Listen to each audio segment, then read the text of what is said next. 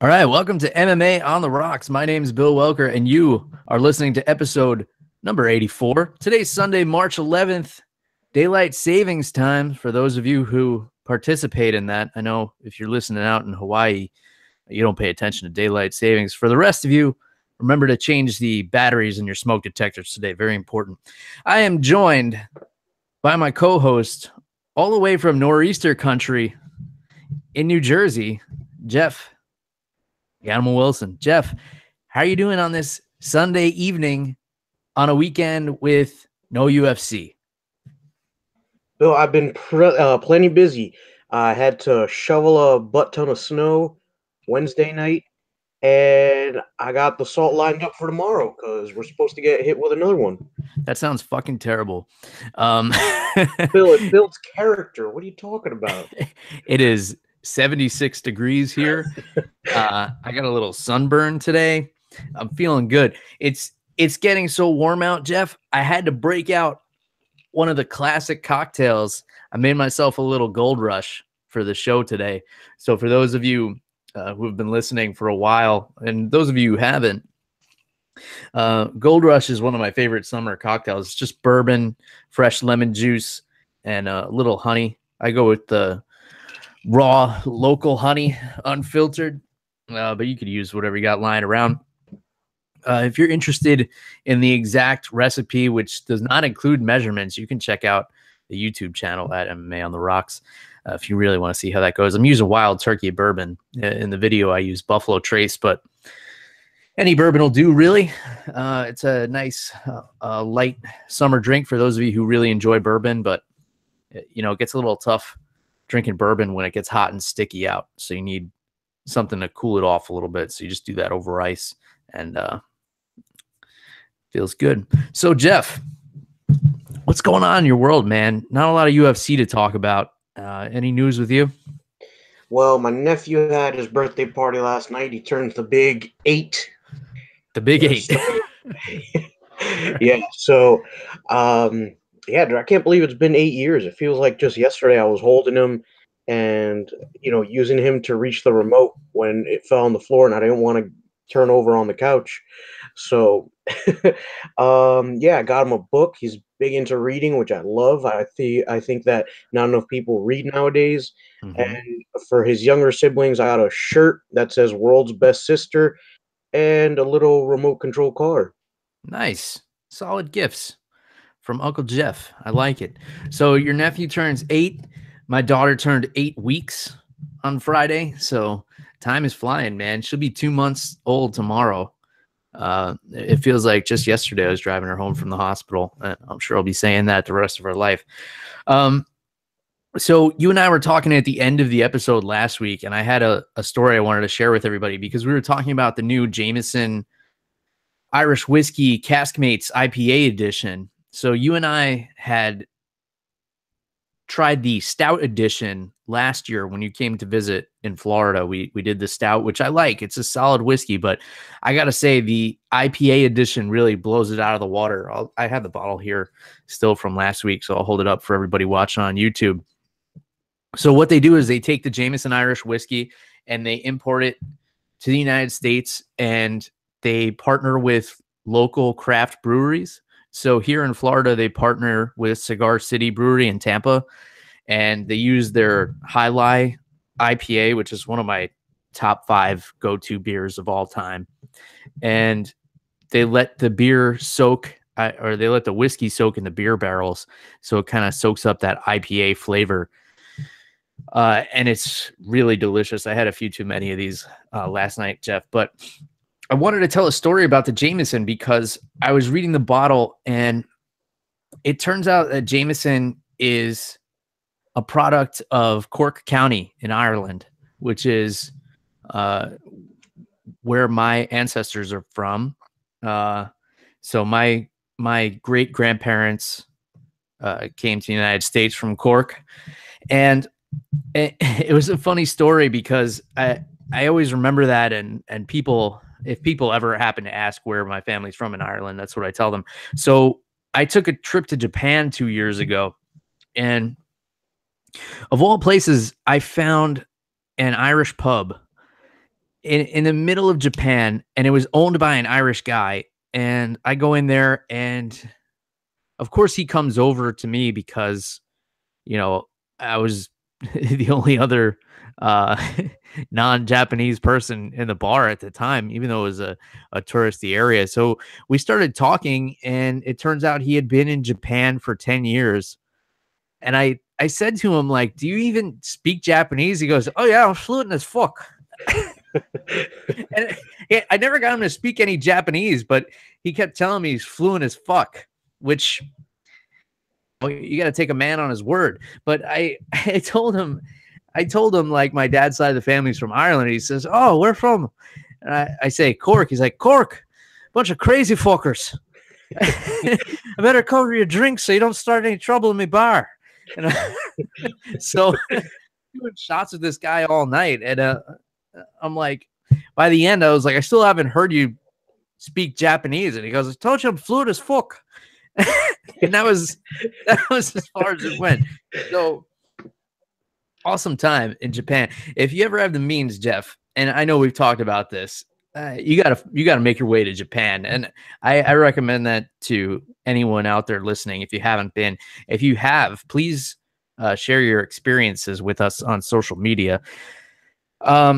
So I'd say put it at the top of your travel list. It's really a phenomenal country. Just for the booze alone, Japanese whiskey is exquisite. They do it right over there, and they don't export a lot of it because they're smart, Jeff. They figure out how to do these things. They're very disciplined. If they're going to do something, they do it right, and then they keep it for themselves because that's what smart people do. They're not going to go sending it all over the world and dilute their product. They're going to do it high quality, and you have to come to them if you want to get it, and it's well worth it. And the beer is amazing. Sake. You can drink on the street in Japan. So that was my story that I left out from last week, Jeff, that I wanted to tell. And thanks to Jameson for reminding me of that. Usually Jameson is helping me forget things, but it reminded me of that story. All right. So we covered cocktails. We covered the weather. We covered, nephews' birthdays and my daughter's birthdays. I think we've gotten through all the small talk topics. Let's get into some MMA. So where I want to start, Jeff, is there's been some trash talk between Michael Bisping and Luke Rockhold, and they've been going back and forth, and they want to fight each other and they don't want to fight each other. And Luke wants to fight him at 205 and end his career. And he's gone as far as to say if Bisping beats him, then he'll retire. It's been a little dramatic. I guess it's been, one of the main news topics lately. What would you think about this trilogy fight for Michael Bisping's going away fight? Because as he said many times, this will be his last fight. He wants to do one more. What do you think about it being a rubber match against Luke Rockhold? I love it. I think it is a genius idea. I think it's the right time to do it. They're both still, I think they're both coming off of losses, and they're both still really good fighters. I think this can be its own fight night. I think that you can put a pretty decent card under it. And even if you don't, I think you still have a really great main event. I'd love to see them get it on one last time. I don't care if it's at 185 or 205, but Bill, do you think anybody has a bigger advantage if it's at 185, or does somebody have a bit more of an edge if it's at 205? What do you think here? Well, it's hard to say because Bisping started his career at 205, and he did pretty well there. Obviously, he won the Ultimate Fighter at 205 pounds. I think Rockhold is the much bigger fighter, and I think he cuts somewhere in the vicinity of 30 pounds to make 185. So for that reason, I would say it would probably favor Rockhold to do it at 205. Bisping has trimmed down a lot since earlier in his career. He used to carry a lot of extra weight that he doesn't anymore. He's much slimmer now, which is, backwards from how most people do it. So given that Rockhold is the bigger man and he'd probably put on a little bit more muscle, it might favor him. But I'll tell you something, Jeff, if Rockhold goes in there with his hands down, it doesn't matter if he walks in the cage at 320 pounds, because You can't just put your chin out there for people, especially people like Michael Bisping and Yoel Romero. Uh, it just doesn't work in your favor. I actually, I sent you this photo. There's Luke Rockhold posted a picture on his Instagram, and he is using a rather thick young lady as a beach pillow or as a pool pillow, and his caption just said, "Business is good." And he's laying on this lady's lower back area, and he's on the phone. So he's holding one hand up to his face with the phone, and the other hand is kind of on his chin. So I put it with the caption, "This is a very rare photo of Luke Rockhold with his hands up." Uh, and it was, a nice looking lady he had with him, Jeff. I know you happened to catch this image. What were your thoughts on that? Do you think business is good for Luke Rockhold? I don't know, Bill. I mean, it could have been a picture of him getting knocked out. He was laying down. So, yeah, dude. I don't know. I'm really interested in this fight, though. Mm-hmm. Rockhold, man, I don't know. That's something you gotta. How do I put this? That's something you can't really teach a person, or can you? Can you teach someone to put their hands up? Is it that hard, Bill? I don't know. I feel like that's something you could have learned in boxing 101. I feel like it is. And I was talking to somebody about this the other day. So Rockhold has been training with Henry Hooft, who is, a world-renowned kickboxer. But I feel like when people change camps and go to work with him, their striking somehow gets worse. I don't know what the reason is. I think maybe his style just doesn't translate well into coaching.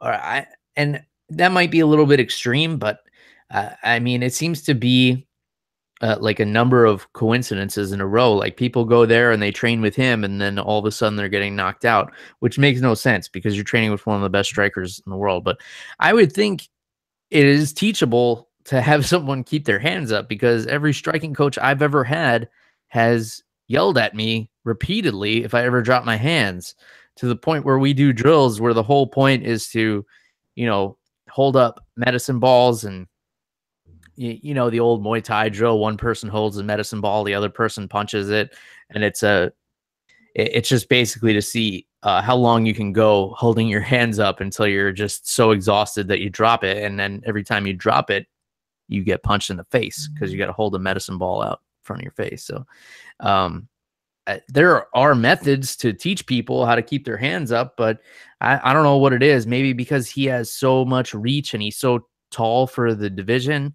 Maybe it's just not something he adapted. I think that, that kind of karate style he has, that kind of like taekwondo style, a lot of guys fight that way.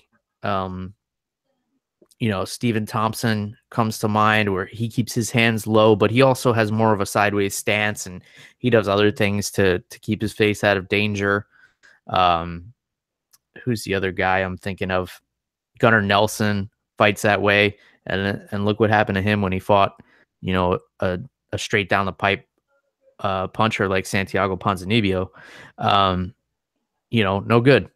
But I mean, you can't fully argue with the results Rockhold has gotten. I mean, he's been the UFC champion, he's been the Strikeforce champion, he's obviously very skilled, but the hands thing has to go out the door. I don't know if it's like an ego thing, like I'm going to drop my hands and bait you to come in, or whatever the case. But that clearly has to change, because then you get large Cuban men yelling that they love you in your face and you don't know where you are. And that's never a good thing, Jeff. Yeah, man. I can't say I can relate to you on that one, Bill. But you never want to wake up to that. Yeah. But Bill, you brought up an interesting point, and I think this is something to be talked about. You talked about how good Henry Hooft was as a kickboxer, but that doesn't, I feel like being good at something and then teaching someone else to do that thing that you're good at are two totally different skills and even arts. I mean, look at Greg Jackson. I mean, I've never heard of his fight career or anything like that. I don't know how good he was as if he did fight, but he's an awesome coach, man. I'd love to work with him at some point. So, an interesting thing of teaching versus being able to do. Yeah, for sure.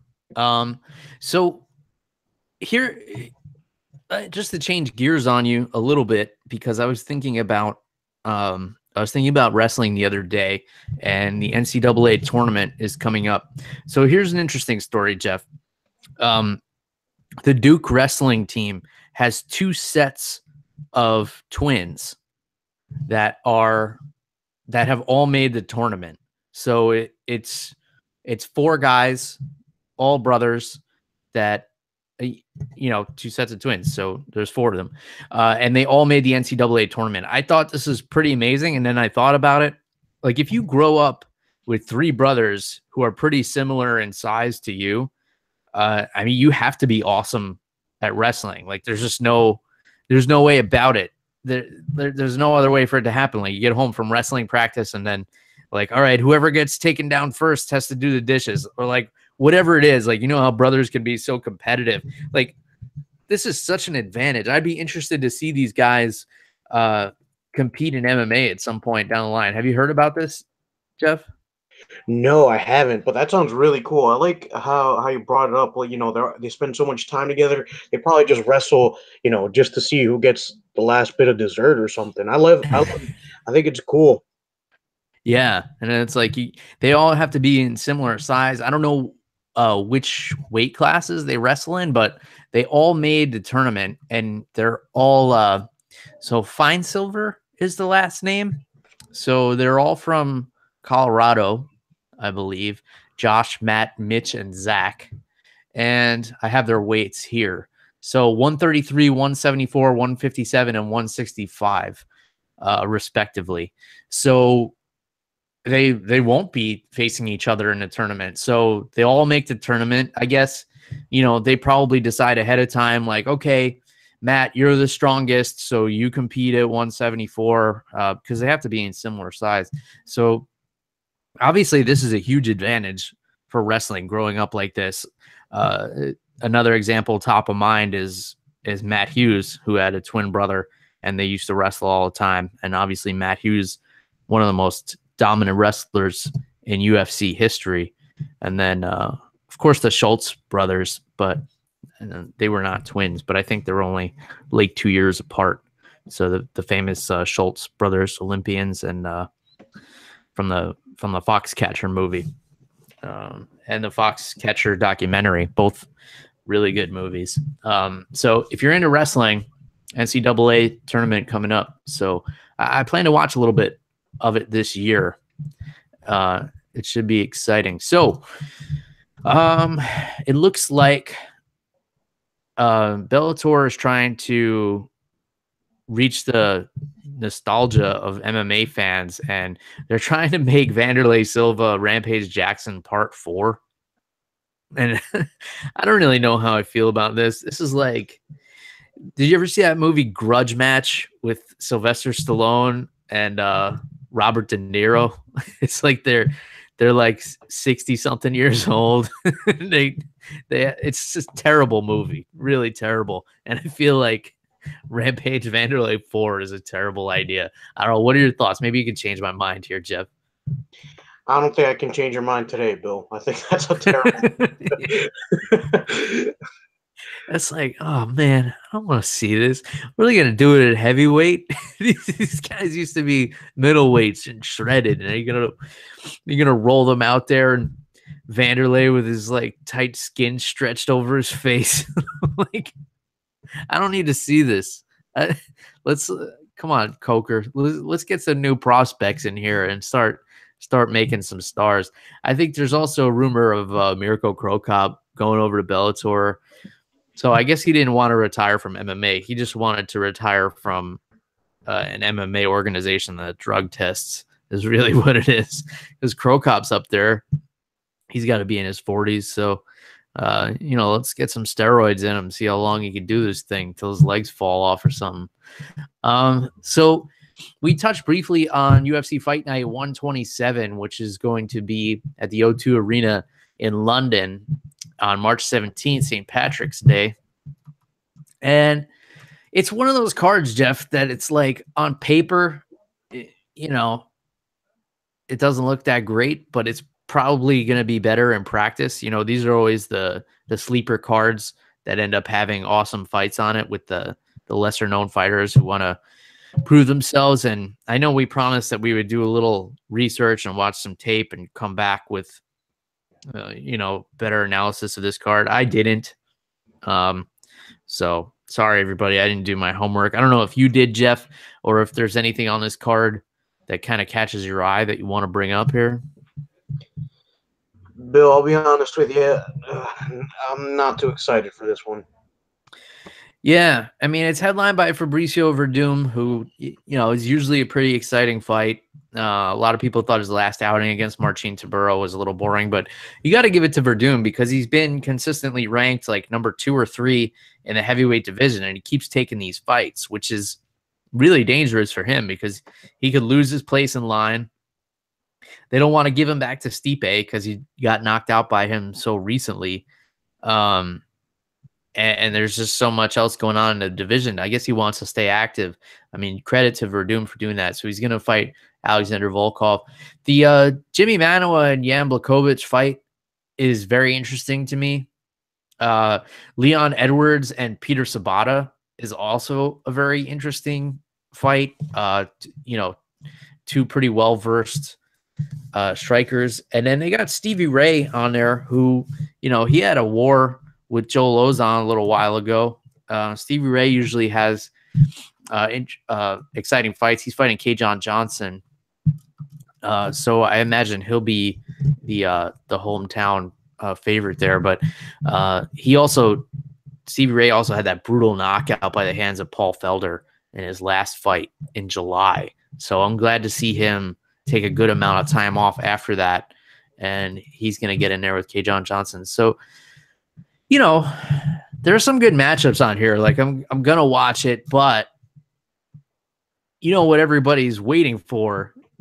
And I've heard several people say it, like, can we just fast forward to the next pay-per-view, UFC 223, which of course is headlined by Tony Ferguson and Khabib Nurmagomedov. We're going to have to wait a couple of weeks for that one, Jeff. That's not until April 7th, but this card is stacked. Tony Ferguson versus Khabib for maybe the interim title. Maybe they're going to strip Conor McGregor. I don't know. I don't really care. I'm just excited for this fight. And then the rematch between Rose Namajunas and Joanna Jędrzejczyk, Anthony Pettis and Michael Chiesa, Ali Quinta and Paul Felder, Karolina Kovacevic and Felice Herrig, Ray Borg. I don't give a shit because it's flyweights.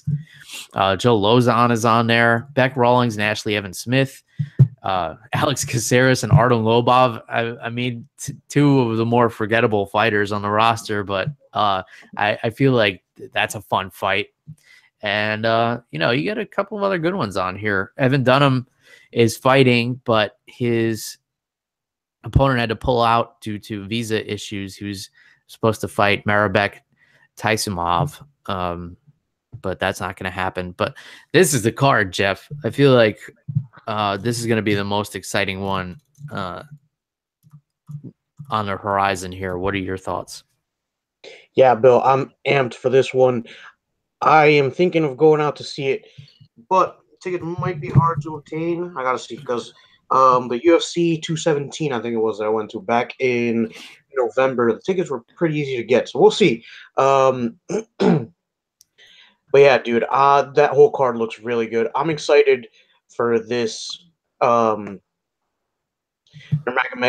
versus Tony Ferguson fight. I think that too many people are giving Tony Ferguson a chance here. I feel like we're going to see more of the same from Khabib, man.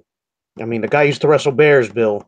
What do you do against someone who can fight a bear? The biggest surprise from Khabib will be if he actually makes the walk and makes weight. I really, really don't hope that we're disappointed with this one again, Jeff, because I don't think my heart can take it if this fight doesn't finally happen.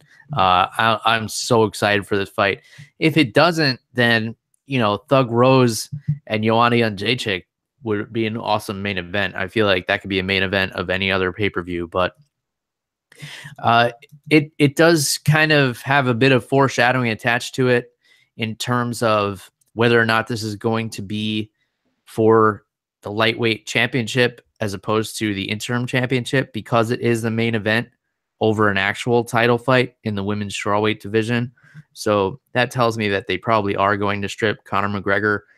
I mean, it's no skin off my nuts either way. Strip him, don't strip him. I just want to see this fight. I don't give a fuck if you give them a purple belt when it's done, or if you give them a belt made out of Skittles. It would make no difference to me, Jeff. I'm watching this fight. You got my money. Take my money, UFC. I don't give a fuck what you give the winner of this fight. Just make sure it happens. Make sure Khabib gets in that cage. Yeah, I feel like they may have already stripped Connor, because they've been playing this as a fight for the, what is it, lightweight championship. It Yeah. hasn't been billed as interim lightweight championship, so I don't know if they've already stripped Connor. Yeah. But dude, I'm getting sick and tired of hearing about Conor McGregor. He's just, at this point, he's just trying to do things to keep his name in the headlines. Like, for Yeah. example, when he said that he would fight Frankie Edgar and he wanted to take that fight. When he said that, the fight had already been made with Brian Ortega. So I think it's a smart move. I think that he did just enough to stay relevant. And, now he's selling spicy chicken sandwiches on airplanes. I guess he's the new Burger King. I don't know. From one king to another. Uh, Yeah, I don't pay attention to Conor McGregor stuff personally, unless he's gonna fight. If I see a headline with his name on it, I just kind of, I'll click it and just kind of skim over it, but I don't pay much attention. I think like the people who get most frustrated with him are the ones that are giving him the attention. You know, like you said in the Burger King commercial, thanks for all the trash talk you're putting my kid through college. If you don't like the guy, stop talking about him, and then you don't give him that power anymore. It's as simple as that, really. But he says some inflammatory things and he gets under people's skin and people don't like him, and then other people love him, which is the other reason he's able to stay relevant even though he's not fighting.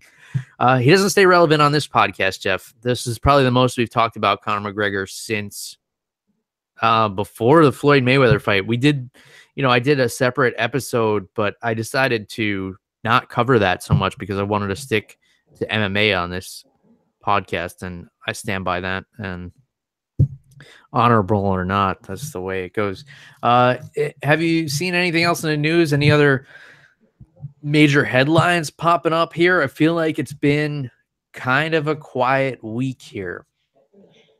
Yeah, I feel like it has too. Just real quick, I do want to try the Notorious. It's his line of whiskey that's coming out, so I definitely want to check that out. For Conor McGregor. Maybe we could do it on the show sometime. But a piece of news that I think is pretty interesting is everybody has been talking a little bit about Nunez versus Cyborg sometime in the near future, maybe summer. I don't know what the ETA on that is, but Bill, in the meantime, Nunez has her hands full in the bantamweight division because she's got a title defense coming up against Raquel Pennington. Bill, I'm a fan of Rocky. I've been advocating for her to get a shot for, a few times on the show, and she's getting it at UFC 224 in Rio de Janeiro, Brazil. So, Bill, how do you think these two ladies match up skill-wise, and do you think it's smart of Pennington to take this fight in Rio? I mean, personally, I never think it's smart to take a fight in Brazil against a Brazilian, but this is also how, some of the most epic fights have gone down. Stipe won the heavyweight championship from Fabricio Verdum in Brazil. So it's definitely an interesting matchup. I don't really know why they had all the marketing in place to do Amanda Nunez against Cyborg. You know, they called each other out. They're both willing. You could have the potential for the first ever time a female will hold 2 belts, which is a huge deal. You know, that's if Amanda Nunez were to win the fight. Obviously, Cyborg can't make 135 pounds, but man, this is an interesting fight. I'm going to have to defer back to you. How do you see this one going, Jeff? I'll be honest with you, Bill. I think that Pennington has a really good shot here. I think that she's solid on the feet. She's really solid on the feet. I think that if she can keep the fight from going to the ground, she can outlast Nunez. I think that Pennington's cardio holds up. She's never fought 5 rounds, unfortunately, but I think Pennington is smart enough. Mostly because we've seen her corner Tisha Torres, her partner, and dude, Pennington. I think she's a good fighter. I think she can outlast the storm that Nunez brings. Pennington's a tough chick, so I feel like she can give Nunez a run for her money. I don't see this one ending in a finish, but if it does, I think it goes to Nunez. And if it's a decision, I think Pennington can edge it out. I think she's smart enough to maybe lose a round in order to win maybe 2 rounds after. So I think they match up really, really interestingly. Yeah, I feel like it's a very interesting fight to me. I think it's a hard sell.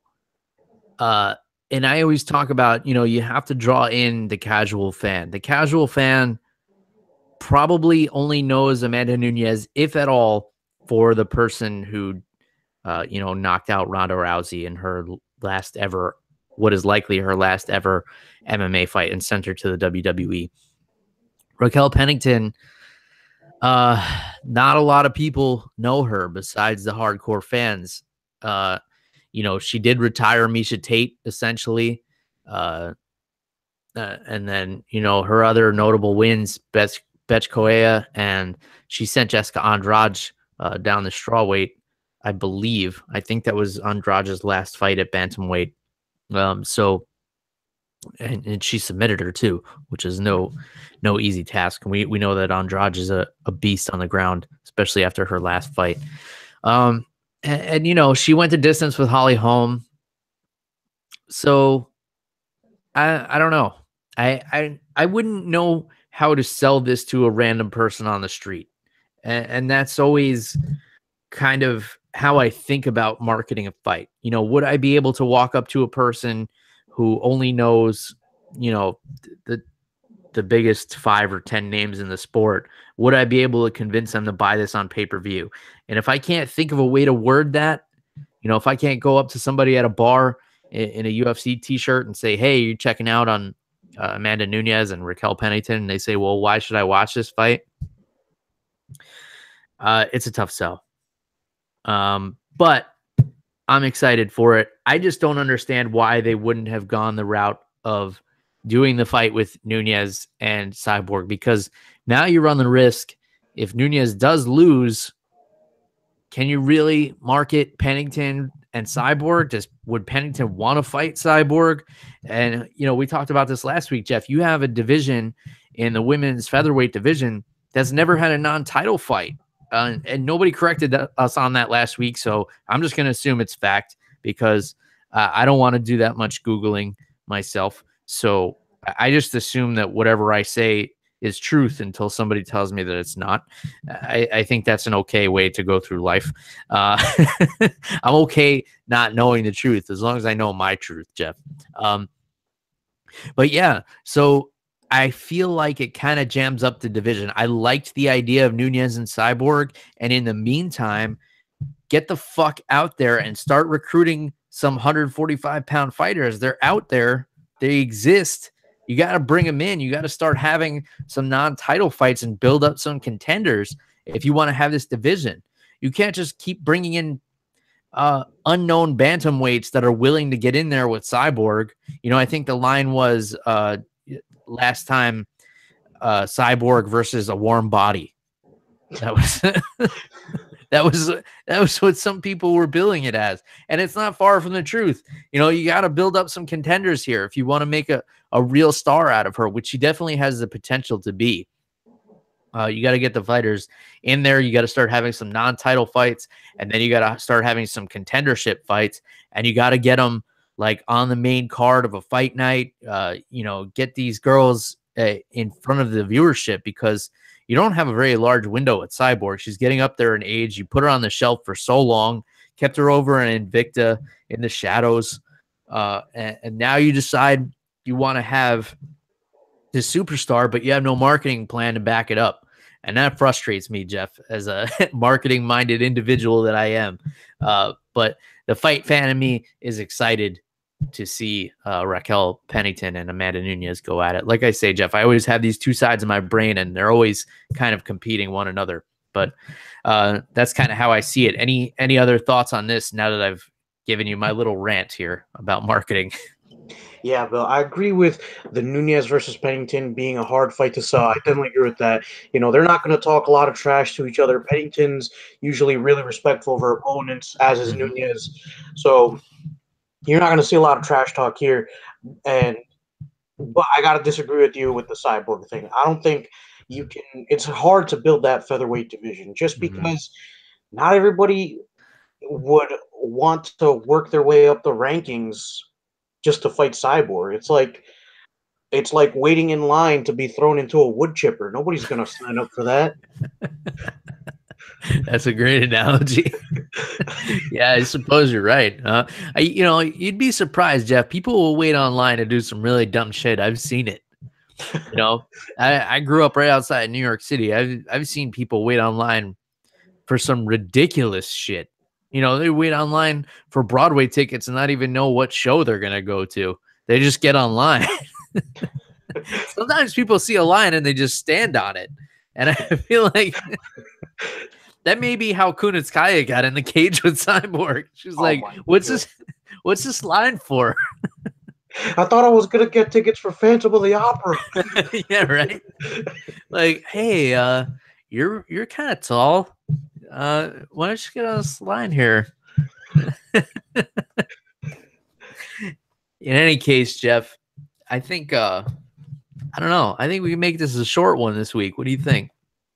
Yeah, Bill, unless you got anything to add, I think that everybody can have a great week. Yeah, the only thing I have to add is more bourbon to this Gold Rush cocktail, which I'm going to do immediately after we sign off here. If you want to get in touch with us on social media, you can reach Jeff at @animal_Wilson on Twitter. And of course, you guys know how to get a hold of me. It's at MMA on the Rocks, Twitter, Facebook, Instagram, or you can send me an email, MMAontheRocks@gmail.com. Don't be shy. Let me know what you're thinking and drinking out there. Until next time, cheers, everybody. Goodbye.